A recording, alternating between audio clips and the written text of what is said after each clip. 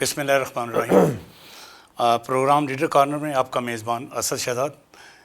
Iran Israel America जंग आज दूसरे हफ्ते में शामिल हो चुकी है और इस जंग ने मैशत की आलमी मंडियों में एक तबाहकुन सूरत हाल पैदा कर रखी है और इसके सबसे ज़्यादा असरात उन ममालिक पर पड़ रहे हैं जो कि तेल ख़रीदते हैं या जो भी तेल लेते हैं। इस पर आज बात करेंगे। दूसरा, हुकूमत ने 55 रुपये इजाफ़ा कर दिया है और ये इजाफ़ा इस कदर है कि आपकी सोच से बाहर है कि आगे के गरीब आदमी ख़ुदकशी की तरफ रवां दवाएँ और आपने 55 रुपये बढ़ा के उस रही सी कसर भी ख़त्म कर दी हुई रमज़ान मुबारक में। आज मेरे मेहमान हैं ज़की एजाज साहब, federation chamber of commerce Lahore के रीजनल वाइस चेयरमैन। इनका ताल्लुक़ पाकिस्तान की ट्रेड बॉडी के साथ बहुत ज़्यादा है, पाकिस्तान की मैशत को बहुत अच्छी तरह समझते हैं और बहुत अच्छी इनकी आराज़ समझी जाती है। अस्सलाम वालेकुम एजाज साहब।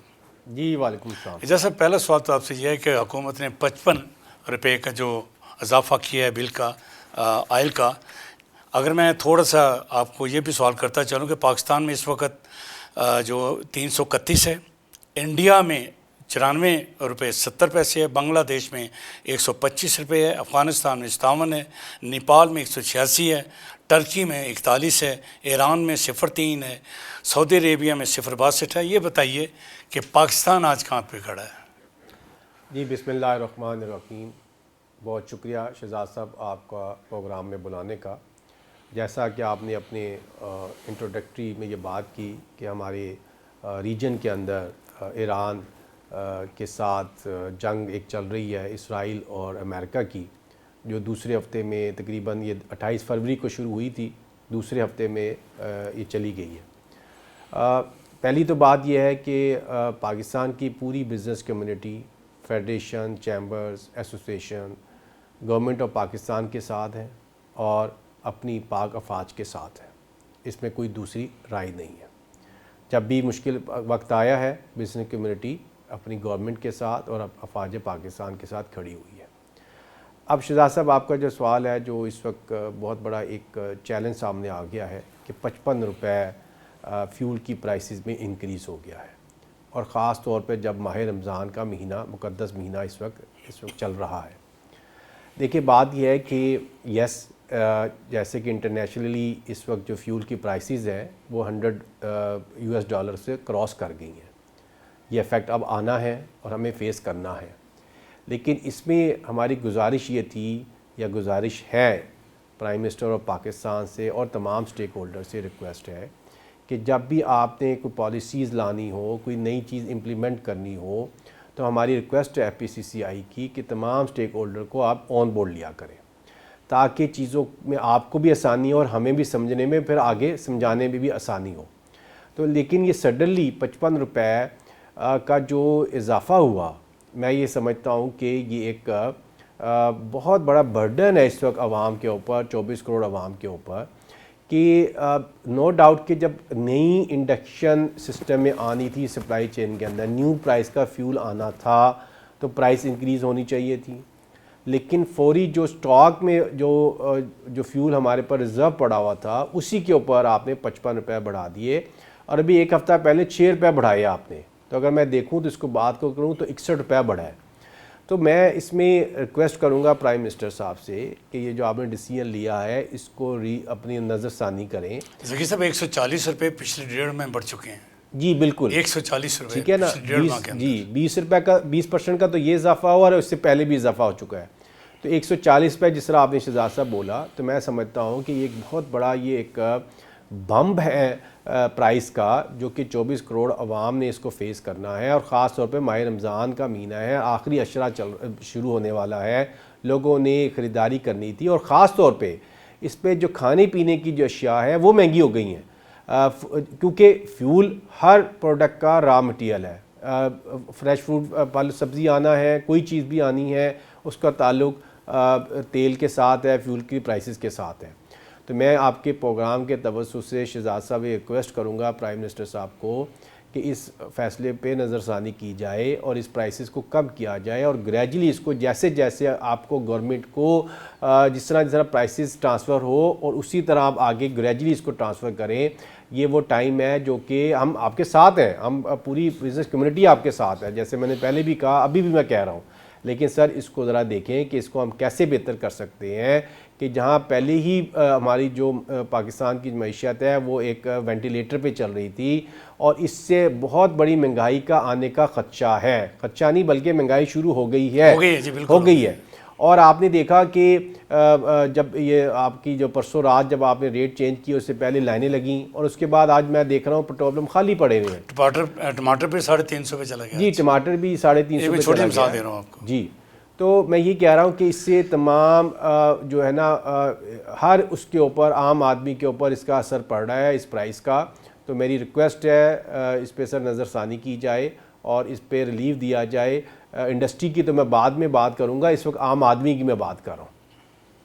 ज़की साहब एक ये बताइए कि 100 रुपया पर लीटर आवाम टैक्स दे रही है, कितना बड़ा जुल्म है इस आवाम के साथ अगर उस हिसाब से देखा जाए?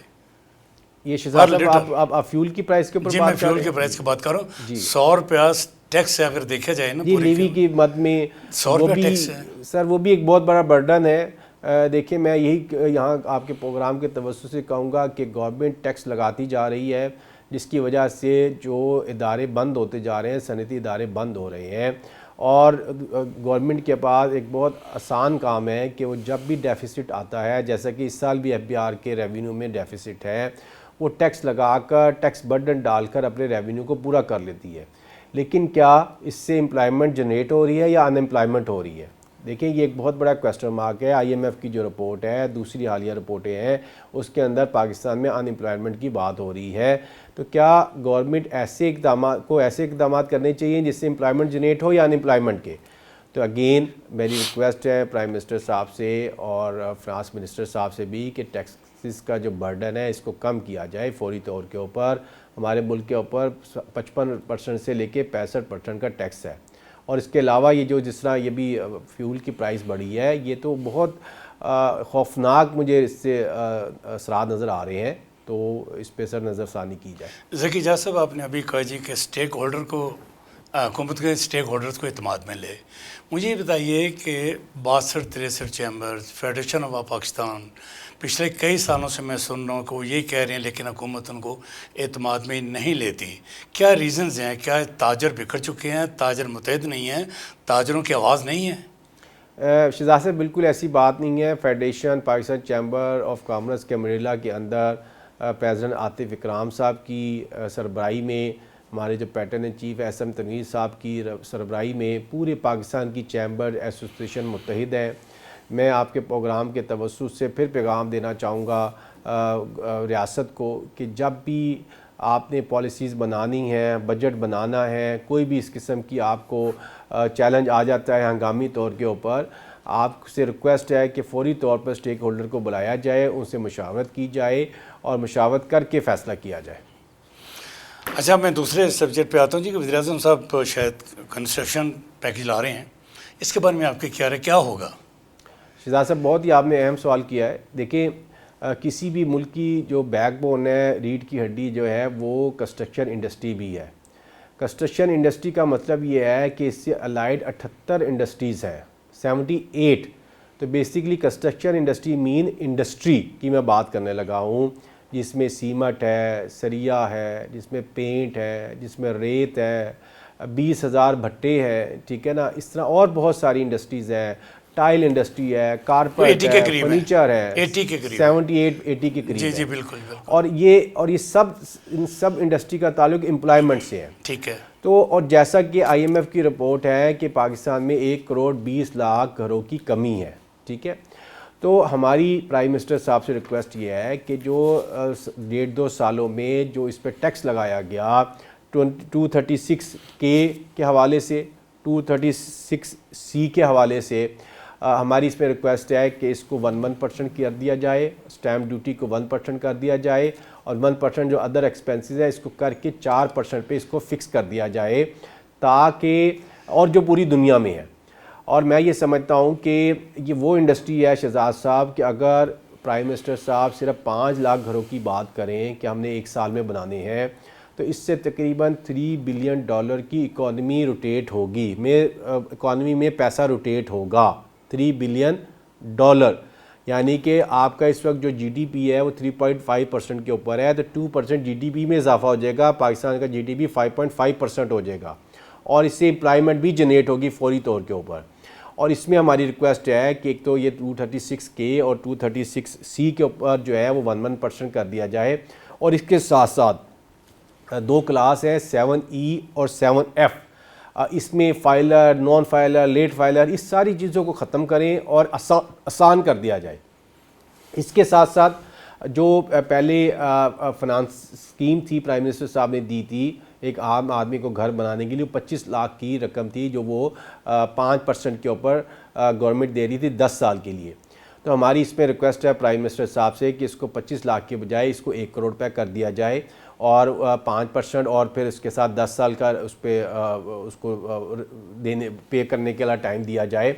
और इसके साथ साथ जो डेवलपर है, जो कंस्ट्रक्शन डेवलपर है, उनको भी जो है वो सॉफ्ट टर्म फाइनेंसिंग की जाए, और इस तरह हाउस बिल्डिंग फाइनेंस कॉरपोरेशन पहले होती थी, आज भी है, उनको भी तैयार किया जाए और उनको भी फाइनेंसिंग दी जाए कि वो लेस उसके ऊपर मार्कअप के ऊपर 5% के ऊपर वो लोगों को इंटरटेन करें। लेकिन हुआ ये कि अभी लास्ट जब प्राइम मिनिस्टर साहब ने ये स्कीम दी 25 लाख रुपए वाली, तो 10,000 एप्लीकेशन रिसीव हुई, जिसमें से कुछ 350 या 400 अप्रूव हुई। तो इसका क्या फ़ायदा हुआ? तो हमारी रिक्वेस्ट है अगेन प्राइम मिनिस्टर साहब से, एक आज या कल में वो रिलीफ देने जा रहे हैं, तो हमारी रिक्वेस्ट है कि सर बात यह है कि अगेन कंस्ट्रक्शन इंडस्ट्री किसी भी मुल्क की बैकबोन है और इससे एम्प्लॉयमेंट जनरेट होती है, हज़ारों नहीं लाखों लोग वाबस्ता हो जाते हैं। एक मुताद अंदाजे के मुताबिक अगर एक घर बनाए तो 20 से 25 लोग इन्वॉल्व होते हैं, यानी कि अगर 5 लाख घर बने तो सर आप खुद देख लें कितने लोग लाखों में इसमें इन्वॉल्व हो जाएंगे, और अभी इस वक्त समझिए कि अनएम्प्लॉयमेंट हुए हुए हैं। तो अगर आप 5 लाख घर बनाते हैं तो आपके 10 लाख लोग कम से कम इससे वाबस्ता हो जाएंगे फौरी तौर के ऊपर, और एक आपका इकॉनमी का व्हील चल पड़ेगा जो इस वक्त बिल्कुल रुका हुआ है। काश हुकूमत आपकी आवाज़ सुन ले। जैसे साहब ये बताइए कि टेक्सटाइल के ऊपर सबसे ज़्यादा तवज्जो देती है हुकूमत, मराद भी दे रही है, सब कुछ कर रही है, उसके बावजूद उसकी जो बरामदात हैं वो तकरीबन 17 बिलियन से भी ज़्यादा नहीं है, वो भी तो मराद होने के बावजूद मार खा रहा है। और आपने भी कहा जी कि इसमें जो आज पैकेज आ रहा है, इसमें अगर ऐसा हो जाएगा तो क्या समझते हैं कि टेक्सटाइल इंडस्ट्री के बढ़ने की ना वजूहत क्या हैं? देखिए, टेक्सटाइल इंडस्ट्री के बढ़ने की डिफरेंट रीज़न है। एक तो इस वक्त हमारी जो एनर्जी कॉस्ट है जो कि इस वक्त तकरीबन 11 साढ़े 11 सेंट है, जो कि हमारी बहुत अरसे से रिक्वेस्ट है रियासत से कि इसको 9 सेंट कर दिया जाए, और इसी तरह जो गैस की प्राइसेस है वो भी ज़्यादा है। ठीक है। तो देखिए बात यह है कि हम रीजन में अगर कंपटिटिव नहीं होंगे तो हम कैसे एक्सपोर्ट कर सकेंगे। ठीक है। इसी तरह जो हमारा इंटरेस्ट रेट है वो भी 10.5% पे आकर रुक गया है। इसमें भी हमारी रिक्वेस्ट है कि उसको सिंगल डिजिट किया जाए और बिजली की प्राइसेस को 9 सेंट किया जाए। और इसके साथ साथ जो मेन इशू है कॉटन की प्रोडक्शन, शहजाद साहब एक आज से कुछ 4-5 साल पहले कॉटन की जो प्रोडक्शन होती थी पाकिस्तान में वो 15 मिलियन बेल्स होती थी, जो अब पिछले सालों में 5 मिलियन भी नहीं रह गई, 5 लाख बेल भी नहीं रह गई। तो उस पर भी गवर्नमेंट को, फेडरल गवर्नमेंट को भी और प्रोविंशियल गवर्नमेंट को भी ज़रूरत है कि उसकी प्रोडक्शन को इंक्रीज़ करें, उसकी कॉस्ट को कम करें, न्यू वैरायटीज़ लेकर आएँ, हाइब्रिड लेकर आएँ, अर्ली वैरायटीज़ लेकर आएँ, ताकि हमारी कॉस्ट कम और प्रोडक्शन ज़्यादा हो। तो ये भी एक बहुत बड़ा इशू है टेक्सटाइल के हवाले से। जैसे ये बताइए कि कारोबारी एतमाद नहीं रहा, इंडस्ट्री आपकी बंद पड़ी है, क्या 2 इदारे एफपीआर और ब्यूरोक्रेसी की गलत पॉलिसीज़ की वजह से इंडस्ट्री तबाह हुई है? शहजाद साहब मैं समझता हूँ कि इस पर मल्टीपल रीज़न्स है। नंबर 1 एनर्जी क्राइसिस, मैं दोबारा बात करूँगा, इंडस्ट्री के बंद होने में बहुत बड़ा एक उसका एक किरदार है एनर्जी प्राइसेस का, बिजली का, इसी तरह गैस की प्राइसेस का, और इसी तरह अगर मैं बात करूं इंटरेस्ट रेट का जो 7% से उठकर एकदम 22.5% हो गया था विद इन 3 मंथ्स, ये 2023-24 की बात कर रहा हूं मैं। तो ये 3 मेन चीज़ें हैं जिसकी वजह से हमारी मुल्क में जो लार्ज स्केल ख़ास तौर पर जिसमें टेक्सटाइल, जिसमें स्टील और दूसरे जो सेक्टर हैं वो बंद हुए हैं। और तीसरा जो है वो स्टेबिलिटी, पॉलिटिकल स्टेबिलिटी भी एक इसमें एक बहुत बड़ा अमल दखल है। तो इसमें भी हमारी रियासत से रिक्वेस्ट है कि चार्टर ऑफ इकॉनमी के ऊपर बात की जाए, short term, medium term, long term policies बनाई जाए, चाहे तो कोई भी गवर्नमेंट आए और जाए, लेकिन वो जो पॉलिसीज़ हैं, इंडस्ट्रियल पॉलिसीज़ हैं, इसमें एग्रीकल्चर पॉलिसीज़ हैं और दूसरी पॉलिसीज़ हैं, टैक्स पॉलिसीज़ हैं, अगर वो सस्टेन होंगी तो कोई भी मुल्क जो है वो तरक्की कर सकेगा। तो किसी भी मुल्क की तरक्की के लिए कंसिस्टेंट पॉलिसीज़ का होना बहुत ज़रूरी है। इसमें हम बहुत अरसे से काफ़ी महीनों से ये बात सुन रहे हैं कि हारून अख्तर साहब जो हैं वो एक इंडस्ट्रियल पॉलिसी लेकर आ रहे हैं, तो उन्होंने बड़ी इस पे दिन रात काम किया है। तो हमारी उनसे भी रिक्वेस्ट है कि इंडस्ट्रियल पॉलिसी फौरी तौर के ऊपर लेकर आएँ और उसको अप्रूव करवाएं और उसको इम्प्लीमेंट करवाएं। उन्होंने बहुत काम किया इसके ऊपर। इस सिलसिले में उन्होंने स्टेक होल्डर्स के एतमाद में लिया? जी, उन्होंने काफ़ी स्टेक होल्डर को इत्मीनान में लिया, काफ़ी 2-3 महीने की उन्होंने वर्किंग करने के बाद इंडस्ट्री पॉलिसी जो है वो बनाई है उन्होंने। ज़की साहब, पाकिस्तान में टैक्स नेट बढ़ाने की बहुत बात होती है और सारा बोझ गरीब आदमी पे आ जाता है। ये जो मरात याफ्ता तबका है, अशराफिया को क्यों मरात देती है हुकूमत? क्या खौफ है? सर देखिए, बात यह है कि टैक्स बेस बढ़ाना बहुत ज़रूरी है इस वक्त। अनफॉर्चुनेटली हमारी जो रियासत है और FBR जो है वो टैक्स बेस बढ़ाने में नाकाम है।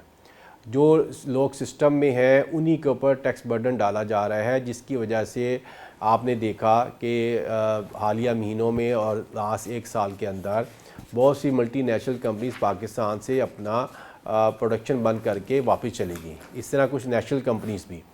तो मैं ये समझता हूँ कि टैक्स को बढ़ाने की ज़रूरत है।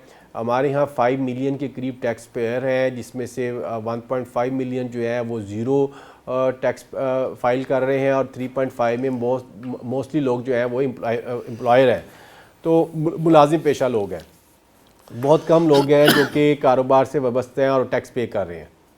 तो मेरी पूरी पाकिस्तान की जो बिज़नेस कम्युनिटी है, चाहे वो बड़े लोग हैं, जो इदारे हैं, इंडस्ट्रियलिस्ट हैं या कमर्शियल जो लोग काम कर रहे हैं, जो दुकानदार काम कर रहे हैं, मेरी उनसे रिक्वेस्ट है कि अगर हम अपने मुल्क को टैक्स नहीं देंगे तो ये मुल्क तरक्की नहीं कर सकेगा। तो हमें अपने अपने हिस्से का टैक्स देना होगा और गवर्नमेंट को भी इसमें मैं समझता हूँ कि टैक्स की जो टैक्सेशन है उसकी जो परसेंटेज है उसको कम करना पड़ेगा। 55 से लेके 65% है, इसको 30 से 35% पे लेकर आएँ। जो कंपनीज़ के ऊपर मैक्सिमम 15 से 20% टैक्स रखा जाए और जो एम्प्लॉयर है, जो मुलाजिम पेशा लोग हैं, उन पे भी 15 से 20% से ज़्यादा टैक्स नहीं होना चाहिए। बैंकों से आप जितना मर्ज़ी लें क्योंकि प्रॉफिट बना रहे हैं, लेकिन कंपनीज़ के ऊपर जो कॉर्पोरेट टैक्स है वो 20% से ज़्यादा नहीं होना चाहिए और एम्प्लॉयर के ऊपर भी जो मुलाजिम पेशा है उन पे भी 15 से 20% टैक्स होना चाहिए। ज़की साहब, आपका ताल्लुक़ पाकिस्तान के सबसे बड़े फेडरेशन ऑफ पाकिस्तान से, ये बताइए कि एक नया तिजारती एक्ट 2025 के कुछ SOP सामने आए हैं। बड़ा एहतजाज हो रहा है, ताजर सरापा एहतजाज हैं, नारे लग रहे हैं, इजलास हो रहे हैं, जुलूस हो रहे हैं। क्या रीज़न्स क्या हैं इस हंगामी सूरत हाल को, जबकि वो कह रही हैं कि हमने से एक शहर को एक चैम्बर दिया है? तो ऐसी बात नहीं, जितने शहर होंगे उतने चैम्बर हो जाएंगे। जी शहजाद साहब, देखें, ये ट्रेड ऑर्गेनाइजेशन रूल्स है 2013, जिसकी अमेंडमेंट की कोशिश की गई 2025 के अंदर, और इस जो तरमीम ऑर्डिनेंस है इसको पेश किया फ़ारूक सत्तार साहब ने, जो MQM के हैं, MNA हैं, उन्होंने इसको पेश किया। देखिए, बात यह है कि federation Pakistan chamber of commerce और ख़ास तौर पर मैं यहाँ पर अपने प्रेसिडेंट आतिफ इकराम साहब का जिक्र करना चाहूँगा और patron in chief united business group SM Tanveer sahab का जिक्र करना चाहूँगा कि जैसे ये ऑर्डिनेंस में तरमीम लाने की कोशिश की गई, दोनों लोग, फेडरेशन भी और यूनाइटेड बिज़नेस ग्रुप भी, और इनके दोनों के सरबराह आतिफ इकराम शेख साहब और SM तनवीर साहब एक्टिव हो गए और इस तरमीम को रोकने पे बिल्कुल उन्होंने पूरे दिन और रात इस पर काम किया है। देखिए, बात यह है कि जो एक्चुअल जो 2013 का जो रूल्स है उसके अंदर जो इख्तियारात का जो ज़िक्र किया गया है कि उसमें डिस्ट्रिक्ट लेवल के ऊपर लोगों को की नुमाइंदगी होगी, विमेन चैम्बर्स के हवाले से नुमाइंदगी होगी, स्मॉल ट्रेडर्स के हवाले से नुमाइंदगी होगी। और शहजाद साहब देखिए, हमारा जो पॉलिटिकल सिस्टम है वो भी डिस्ट्रिक्ट लेवल पे ही बेस करता है, डिस्ट्रिक्ट और डिवीज़न बेस के ऊपर बेस करता है, वो सिटी के ऊपर नहीं करता। हमारी जो सूबाई और कौमी असम्बली की जो नशिस्तें हैं वो भी उस पर बेस करती हैं। ठीक है। तो मुझे ये बताएं, ये कैसे हो सकता है कि किसी मुल्क में बिज़नेस कम्युनिटी जो कि डिस्ट्रिक्ट लेवल तक है, डिवीजन लेवल तक है, विमेन चैम्बर के हद तक है, स्मॉल चैम्बर तक है, उसको कैसे ख़त्म कर दिया जाए। और इसमें शहजाद साहब मैं आपको बताऊंगा कि इसमें लोगों की 20-20, 25-25 साल की मेहनत है। बहुत सारी बिल्डिंग्स बन चुकी हुई हैं, बहुत सारे लोग अपनी अपनी पूरी एक जनरेशन इसमें सर्व कर चुके हैं। तो मैं ये समझता हूँ कि ये जो तरमीम आई, इसमें federation Pakistan chamber of commerce और तमाम चैम्बर्स और तमाम एसोसिएशन इसके ख़िलाफ़ हैं और हम इस तरमीम को मुस्तरद करते हैं। और मेरी इसमें अगेन रिक्वेस्ट है प्राइम मिनिस्टर साहब से, सेक्रेटरी मिनिस्टर ऑफ कॉमर्स से, सेक्रेटरी कॉमर्स से और DGTO से कि इस तरमीम को फौरी तौर के ऊपर इसको वापस कर दिया जाए और इसको असल हालत के अंदर ही कायम रहने दिया जाए, जिसमें तमाम डिस्ट्रिक्ट की नुमाइंदगी बिज़नेस कम्युनिटी की, तमाम विमेन चैम्बर्स की नुमाइंदगी, तमाम स्मॉल चैम्बर्स की नुमाइंदगी को शामिल रखा जाए। अदरवाइज़ ये एक बहुत बड़ा मैं समझता हूँ कि बिज़नेस कम्युनिटी के साथ, स्मॉल ट्रेडर के साथ, विमेन जो एंटरप्रेन्योर्स हैं उनके साथ बहुत बड़ी ज़्यादती होगी। और मैं समझता हूँ अगेन कि ऐसा कानून लाने से पहले, तरमीम लाने से पहले अगेन मैं वही बात करूँगा कि क्या स्टेक होल्डर से ये डिस्कस हुआ, क्या फ़ारूक सत्तार साहब को ये क्या नहीं करना चाहिए था कि वो फेडरेशन से बात करते इसके ऊपर, किसी एक चैम्बर की ख्वाहिश को पूरा करने के लिए वो चल पड़े। तो मेरी रिक्वेस्ट है ऐवान बाला से, सेनेट से, कौमी असम्बली से, चेयरमैन सेनेट से, स्पीकर कौमी असम्बली से कि ऐसी चीज़ें जब लाई जाएं फ़ौरी तौर के ऊपर पहले जो उस तरमीम का जो डायरेक्ट स्टेक होल्डर है उसको बुलाकर सुना जाए और फिर तब उसके ऊपर तरमीम के ऊपर अमल किया जाए। अदरवाइज़ ऐसा नहीं होना चाहिए।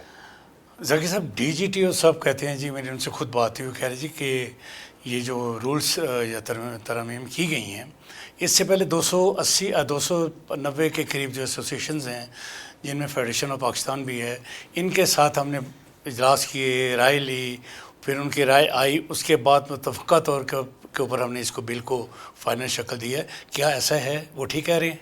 नहीं, बिल्कुल ऐसा नहीं हुआ। ये जो तरमीम 2013 में जो लाने की कोशिश की गई 2025 में, इस पे बिल्कुल DGTO साहब ने और किसी भी मिनिस्ट्री ने इस पे बिल्कुल स्टेक होल्डर से मुशावरत नहीं की। सर ज़की साहब, आपकी आमद का बहुत शुक्रिया। इस प्रोग्राम के साथ इजाज़त दीजिए। अल्लाह हाफ़िज़।